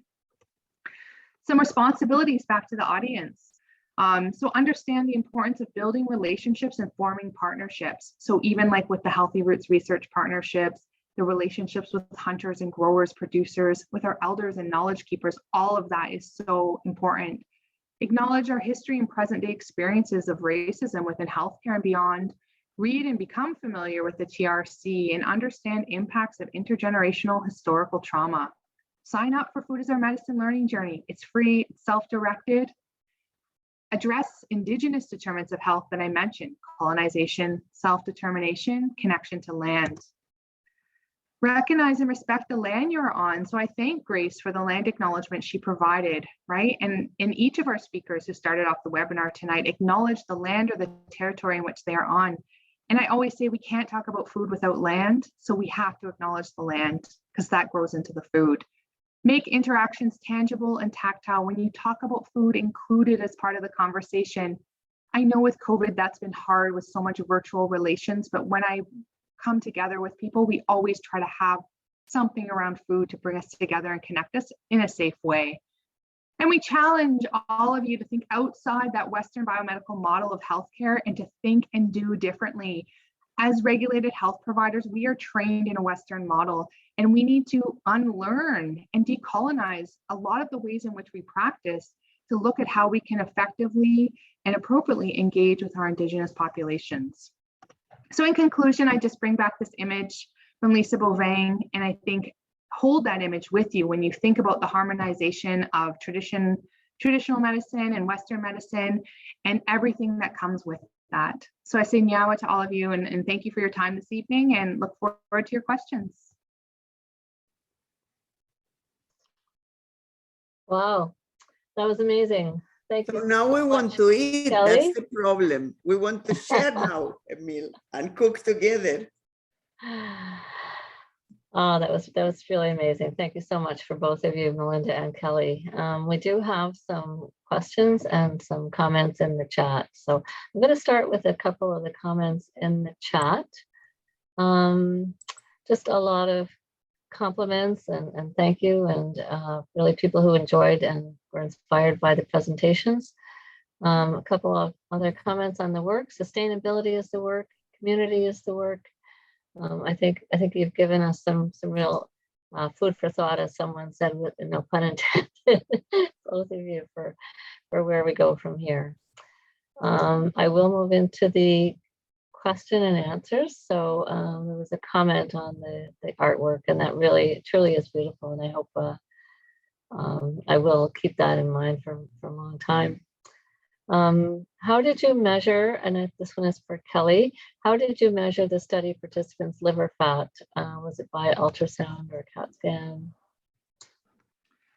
Yeah, so I did briefly touched on it when I looked at what we were measuring, but through the partnership with the Alliance for Healthy Hearts and Healthy Minds, we were able to conduct MRIs.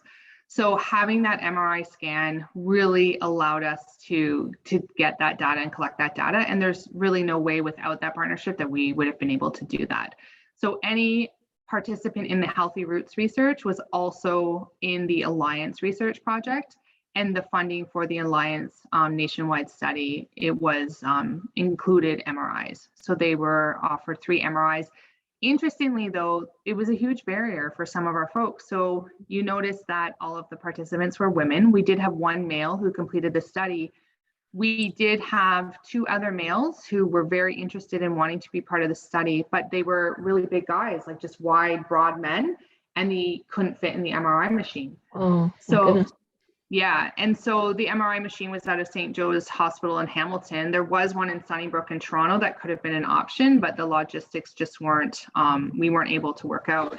So, you know, and then it was horrible actually, because both those men were highly motivated and very interested and had so much knowledge to bring to it, and were very discouraged when they weren't able to participate in the study. So we did look at ways to support them without having the MRI, but they lost interest because of the frustration. Again, because of the limits or barriers that exist in the medical system. So like, again, you're like, oh, we did this great study, but you know, there were still challenges, there were still barriers, there were still things that we should have or could have or would have liked to approach in a different way. So with the hepatic fat fraction, it was through MRI. Thank you. And the next question is, what were the months that the research took place in, which seasons? Good question. Because it was silly, because it was January to June. So the intervention ran from March to June, which for the participants, and I talked a little bit about accessibility, and when I showed the slide of the Healthy Roots food list and a few pictures of some of the food items, because that list was very small and probably no one could even read the foods that were on it, that time of year was not optimal. So we're coming out of, there's no harvest season. A lot of food that we had collected, hunted, prepared in the fall harvest season would have been really winding down. So it's almost would have been a time of scarcity in our traditional ways, because February, March, April, May, because we're moving into just that beginning of our planting. Haudenosaunee are agricultural people. So we've always been farmers. We've always been agricultural people. Also hunted and gathered, but farming was our ways always traditionally. So it did present limits. And again, things like blueberries, for example, right? So we live in a society where we can access frozen blueberries any given day, fresh blueberries any given day, pretty much at a cost, obviously. So we've often been asked the question of, well, you know, you're saying you have to have these traditional foods, but then you're going and buying it from like an import from Mexico. So does that impact? And then, yeah, sure it does. When we talk about the spirit of food, when we talk about food that we grow and that we harvest and those seeds that we save and that we sing to and we plant and we nourish, there's going to be a different product than something we buy at the store, 100%. But it's also that adaptation and that adjustment to how do we accommodate in today, in 2022, and how do we live in that way? So even when we talked about food in the hospital systems, we talked about, you know, buying bulk cranberries, and those are being included as many of our people's traditional food, and acknowledging them and the stories that come with that, but also recognizing that they haven't been prepared and harvested and planted, and that cycle hasn't existed in that food. So yes, it was January to March was the pre-study, and then March to June, pretty much depending on when they entered, was the 3-month intervention. So a challenging time to do that. But again, we're able to resource from a lot of regular grocery stores and some producers on the territory as well.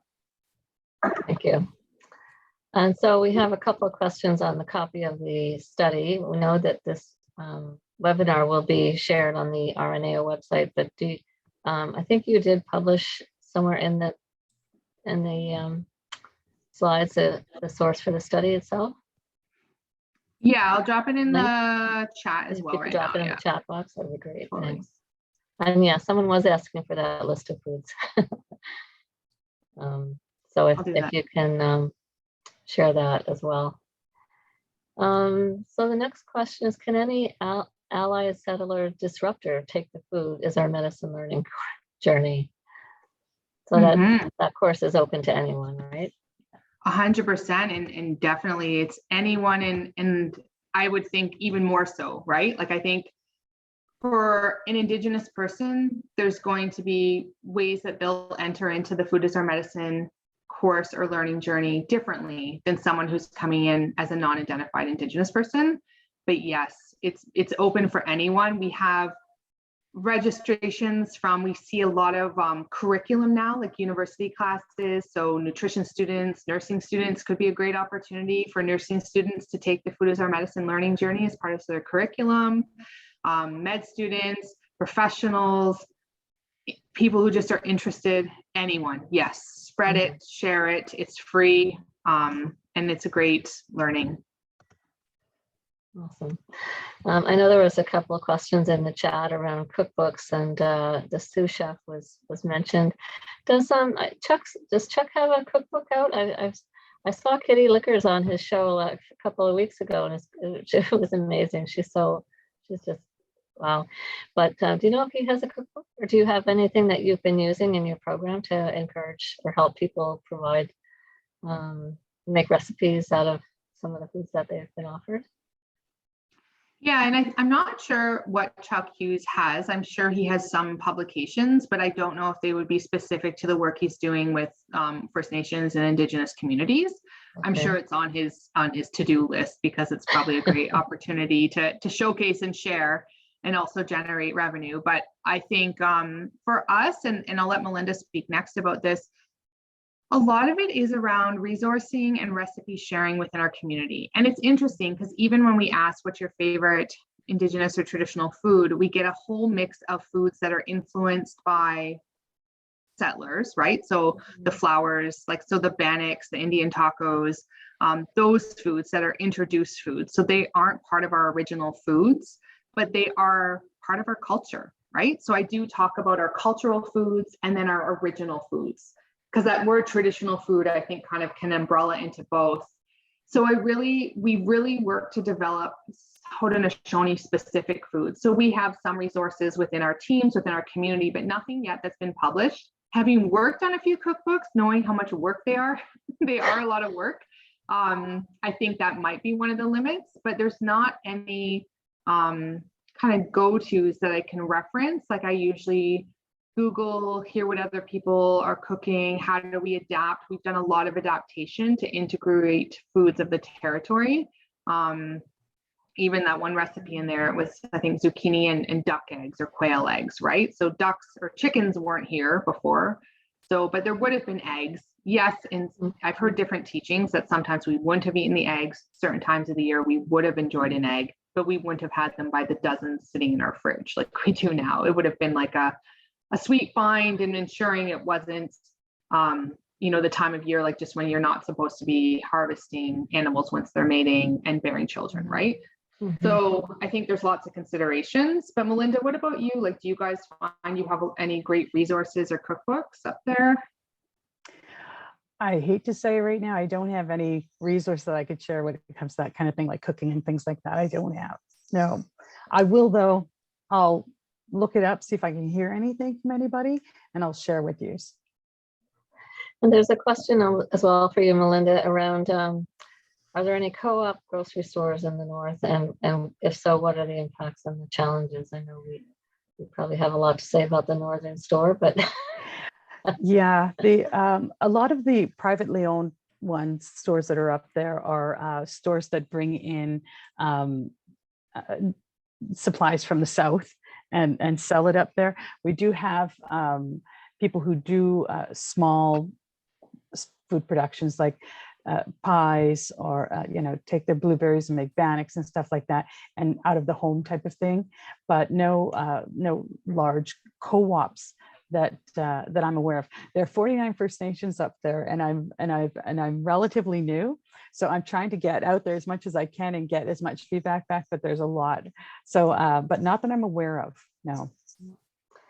I was up north. I was in Saskatchewan a while back, actually Fort Albany, and they had a really interesting program in terms of bringing fresh fruits and vegetables in from one of the locations in Quebec, which is actually closer than bringing food up from the north. And I think really interesting when you get into the geography of the north and the distance. And sometimes it's closer to go to Manitoba or Quebec for food. Yeah. When you have access to the winter roads, that helps a lot. So yeah, it's an interesting food system distribution. There's a lot of communities that will bulk buy and bring up in huge caravans food and stuff like that, but it's all coming up from the north. Yeah. In terms of what I would like to see is I'd like to see you know, a lot more trying to push the seasons and get some growing and doing that kind of you know, marketplace up there. Yeah. Are there any greenhouse programs that you know of? Yeah, there are a couple of them. Sandy Lake comes to mind right away, and there are a few that actually wanted to get started this year. Unfortunately, though, with COVID and the communities locked down, we haven't been able to actually go up to the communities and support them in the creation of them. I know with Sandy Lake, we're looking at going up there and helping with their creating their hoop house that they're wanting to make up there, which is the same thing. Did you say hoop house? Yeah, hoop houses. So they put up, you know, make the hoops and then cover it with plastic, and so that they, you know, extend their growing season that way. So, but because a lot of the communities up north are, you know, the trend now here is that we're getting dropping numbers in urban areas, but it's not happening the same up in northern communities. They're kind of, you know, still having issues. And so there's still communities that are closing. There's some of them are starting to relax a little, but you know, I haven't been able to get up north and support the communities at all that lately, like in a couple of years. So okay, thank you. There's a question which I guess is probably more related to Kelly, but Melinda, if you have any comments as well, please feel free to join.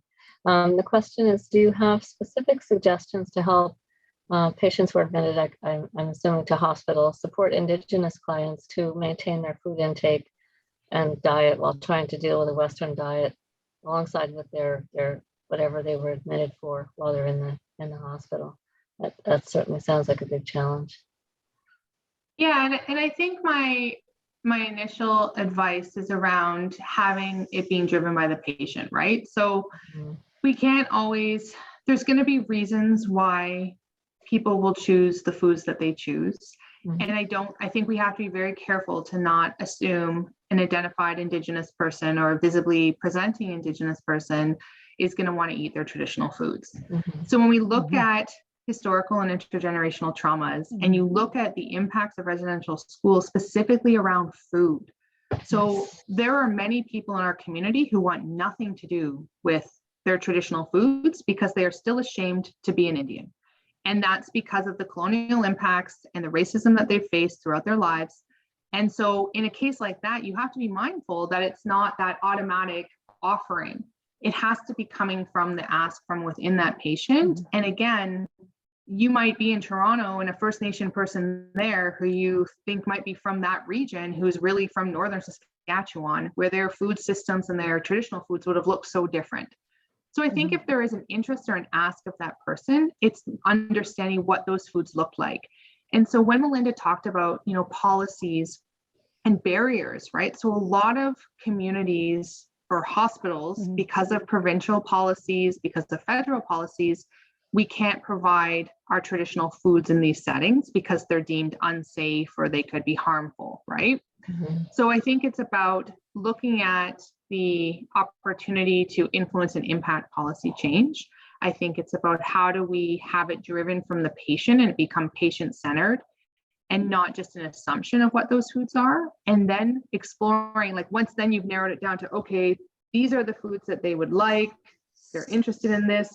How do I work with the nutrition team or the food service team to get these foods? How do I work with the hospital administration to get these foods? So how do they become more available? So I think it's very complex, and that's a lot of the work that's going on within Nourish, is looking at the complexity of that. Because as much as it's like, oh, we have an elder in the hospital, we want to give them moose meat and bannock. Maybe they don't want it, and then, oh, someone's going to tell you can't bring moose meat in. And then someone's going to say, well, bannock's not a traditional food, but that's what they're asking for. So it gets very complex. And I think in the end of it, who is the center of this? It's the patient or the person. So how does it support that person, and what is it that they need, and how do we grow up from there? And I think that's a lot of our learnings and our structure and how we are providing patient care in our community. And it's really centered around that. So we don't always assume that everyone wants to eat these foods. We provide opportunity for people to learn and reconnect or connect with these foods, but it's not always it's not always what that person wants. And I think we have to be aware and mindful of that too. I don't know if that helps. Melinda, did you have anything you wanted to add? I just really echoing what Kelly was saying, that in a lot of our northern communities, a lot of people supplement a large part of their diet with traditional foods. So we do have a lot of like goose and fish and other animals and traditional foods out there.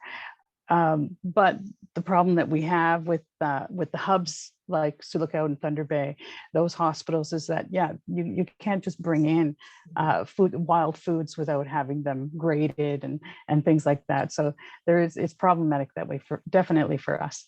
And on top of that, I find that because we're talking about, so many First Nations, throughout the communities, there is that diversity, like Kelly was saying, that you have things that are cooked differently, where you don't want to be wasting your food because you'll be making them and they don't want to eat it because it's not made the way that their family does. So it's very local, that it needs to be supported, I think. Yeah.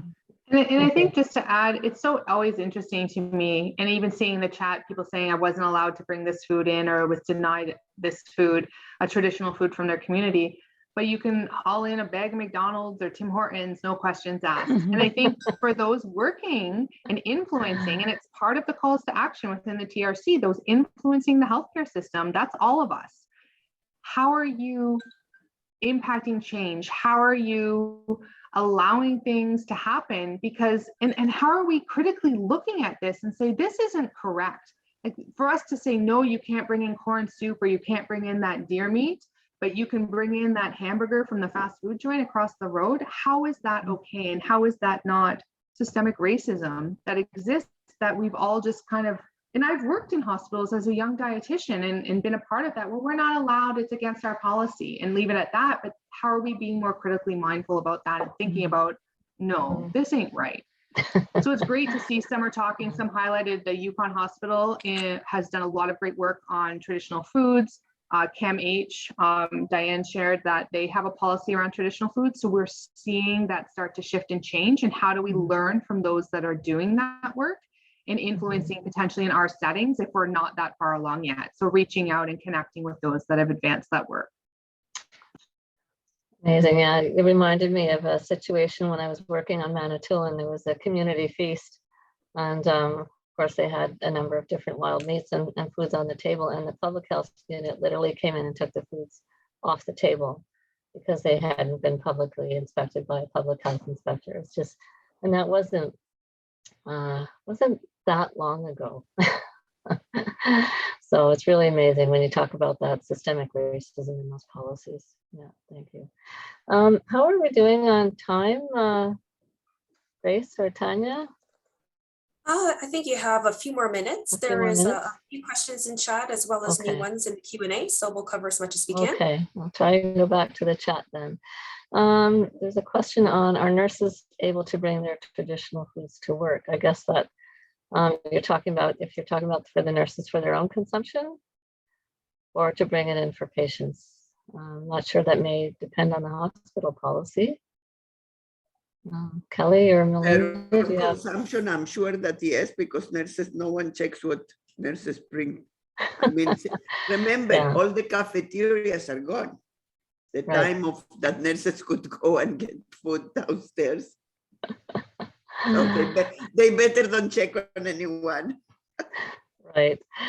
So it might be an issue if they gave food out to some of the patients in the hospital. But that will be, and someone found out about it, then that would be an issue, but certainly not for their own consumption. Let's hope not. Let's see, just looking through some other questions here. Tracy, hi. How to bring in nourishing and not processed food in hospitals. So that was a good comment from Kelly, and really ironic that you're allowed to bring in something as unhealthy as McDonald's, but not as healthy as a person's traditional food.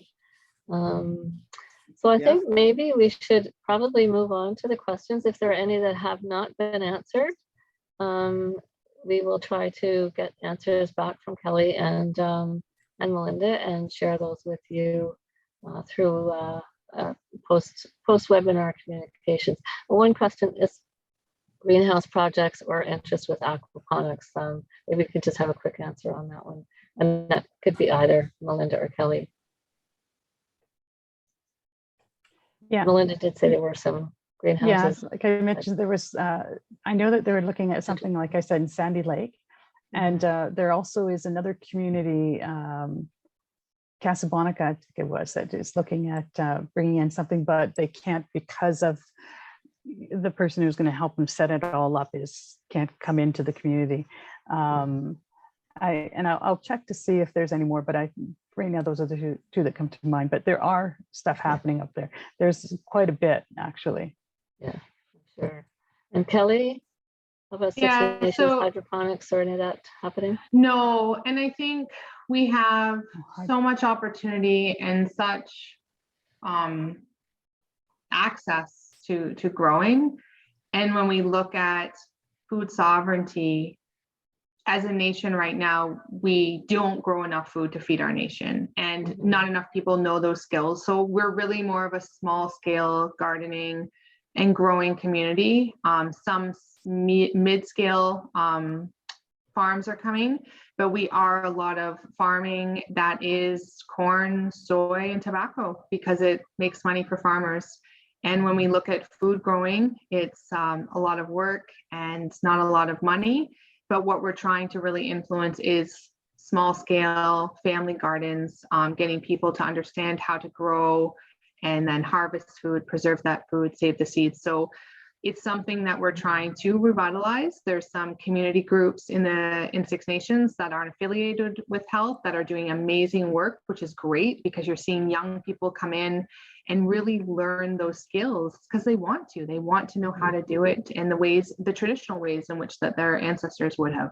So no large greenhouses. We have a few greenhouses on the territory. One is more for like trees and shrubbery. So it's more of a horticulture. And then, I don't know if that's the right word. My husband would know, he does trees. But anyway, with food greenhouses, no, there aren't any on Six, and not with agroponics either. I know there's certainly a number of communities that have other activities like community gardens and community freezers and ways to share the harvest with community members. But we could spend another webinar on that. Yeah, I know there's several communities that have it as part of their food strategy to be working towards that. Yeah, so. Awesome. Okay, well, I will turn it back over to Grace then for concluding remarks. Thank you so much to both of you. It's been really, really an awesome presentations. And yes, like Dora said, we're all hungry now. It's too bad we're not in person. We can go eat. I'm curious about the question, if I may, Bernadette. I don't think that there is lots of, for example, traditional restaurants, native traditional restaurants. Is that an issue of seed funding to start, or is it the issue that is very complex to make the food? Can any one of you comment, the presenters or other people? Because what I would do now is call and either go or order food from a traditional restaurant. You know what I mean? From a native restaurant. Yeah. In Thunder Bay, there was a traditional restaurant for a little while, and it had like a blueberry sauce over meat, and it was a lot of traditional foods were used, but there wasn't a lot of like moose and that. I think it's just because of getting the meat and bringing the it ingredients. The problems that we're having with that and having that approved, I guess, and stuff like that. But it was here for about a year and a half, and then COVID hit. And unfortunately it disappeared. And I know though that there are a lot of individuals in the communities up north for sure, and even in here in Thunder Bay that actually sell on Facebook I belong to a lot of Facebook Oh, groups, really? and yeah, they have sales on Facebook selling this meal or that one, and yeah, so there's quite a few that way. That so I guess it's who you know. I'm sorry. No. I just was curious because I think that if was not an issue of ingredients, but now I can, of course, Yeah, it but I would can be add to that. hugely attractive. It would be hugely attractive, I think. Well, it is. It's the local food trend. It's the 100-mile diet. It's everything that we've seen in the last 10 years that isn't marketed as Indigenous cuisine. It's marketed as local food. So food, morels harvested from the river path, and fish from the local streams and rivers, like that is Indigenous food. And I think it's about how do we acknowledge that, right? So I don't think it's getting the credit. Like I joke with that Chef Rich Francis, who's from Six Nations, and he travels around and does lots of things. And it's like the local food is our food. That's what we've always done. So this trend that's been upon us for the last decade or so is really building on what Indigenous people have always done.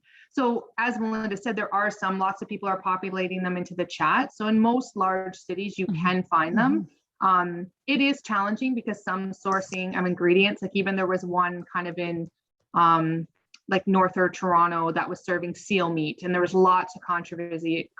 It was like Forest Hill or like a more fancier neighborhood in Toronto. And we went one time, and there's people that, not when we went, but protesters outside because they don't want you serving seal meat, right? So it's so interesting. But I think the local food trend is really, there's so much of our Indigenous foods that have been included but not acknowledged in that industry around that.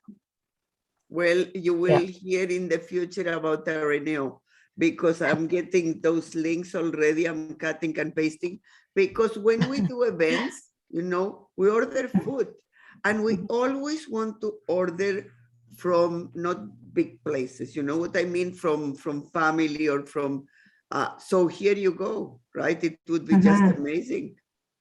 And I'm just going to make one more comment, and then I will turn it over to Grace to wrap up. But one of the challenges that we certainly run into when you're having a conference and you want to serve Indigenous food or traditional food of any sort is that hotels don't like you to outsource your food. Many times, if you have a contract for a gathering, you have to use their catering. So that's another policy that we'll need to work on. But thank you very much for all of the questions. It's been really an interesting conversation. I think we could probably go on for another half hour or so, but many of us have other things to get on to. So I will turn it over to Grace to wrap it up. Thanks again, everybody. Thank you. Well, thank you very much, everyone. And thank you, especially Melinda and Kelly. And please send our regards to Kitty for this, amazing knowledge that you've shared with us and the opportunity to speak at the forefront about Foodways and Foodways programming. It was very enlightening. I'd also like to thank Bernadette. Thank you very much for moderating the webinar, and for Diane for the traditional opening. And I will be passing it to her momentarily for the traditional closing. And of course, Doris and Marilee for bringing greetings, and for Tanya for leading the coordination of this webinar, as well as Rachel Raddick, who's the Manager of Indigenous Health, for supporting this profound sharing opportunity. I'd like to be able to acknowledge also the planning committee members. So it's Gahandaguas, it's Kim Hillman from NAN, May Cat, NP from NAN, Winter Lipscomb from the Ontario First Nation Young People's Council, again, for being on this journey with us to be able to bring this topic to fruition. So there has been a number of comments about whether you'll receive a recording to this webinar, and yes, everyone will. You will get an evaluation survey, and please fill that out, and then you'll get also the recording as well as your certificate of attendance. And also, just to let you know that we also have resources to support healing and wellness. So they are located also on your screen, and we'll also email them to you. And without further ado, I'd like to be able to pass it on to Diane for a traditional closing. So Chimiigwech. Miigwech Nyawa to you, Grace. What a beautiful evening that we've had together. So much learning, so much sharing, and the ingenuity and just the amazing capacity that's available in our communities makes me really proud. I really want to lift up Melinda and Kelly for the beautiful work that you're doing, and the inspiration that you're giving, not only to this work, but to the families and to the young people who are benefiting from everything that you're teaching and making available. I want to just close with some words from the ancestors. And those words are important because they kind of give a context to the importance of this work that we do in community. And that is that there are prophecies that talk about the change in Mother Earth, the time of this change in Mother Earth, and how important it will be for us to return to the land, to live in a most simple way, to be able to feed ourselves, to be able to gather the medicines that we need to be strong and healthy.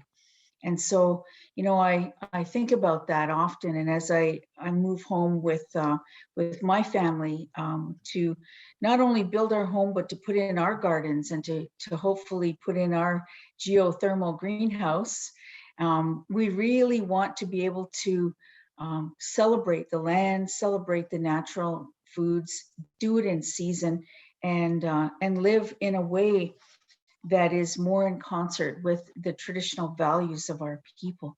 So, and yes, you know, we benefited from city life, but we also know that it is that prophecy of the time of the change in Mother Earth and the time to return to the land. And that return to the land is so incredibly important to be able to feed ourselves, to feed those within our extended families and our clans, and to be able to share food in community. So these final words of thanksgiving on your behalf. Nyawa Sangwe Disong, Gahandagwa Sionyats. So grateful to you, Sangwe Disong, for the beautiful work that is unfolding among these women, among the families, among the leaders of these programs, among all community members who are participating and gaining so much knowledge and so much healing in mind and body and spirit from this work. We give thanks to you, Creator, that you have made this great abundance here on Mother Earth, and that we have, as we return to our way of being on the land, we have been shown through this work the power of the healing that comes from the land. So this day we ask you to watch over us as we continue this journey together, that we have the opportunity to magnify this work, that it will spread, and that many more people will become inspired to come on board and to heal with the land and to heal in relationship with each other. So we give thanks this day for the ability to be together, to talk about these things, to share this wisdom and this knowledge. We ask you, Creator, to watch over Melinda and Kelly and their families in this work, and to all of the organizations that are participating here, all of the people who are listening, not only live here this evening, but to the recording as it's put onto the website. We ask you, Creator, to help us now as we do make this return to the land. Nyawa, miigwech. Thank you very much.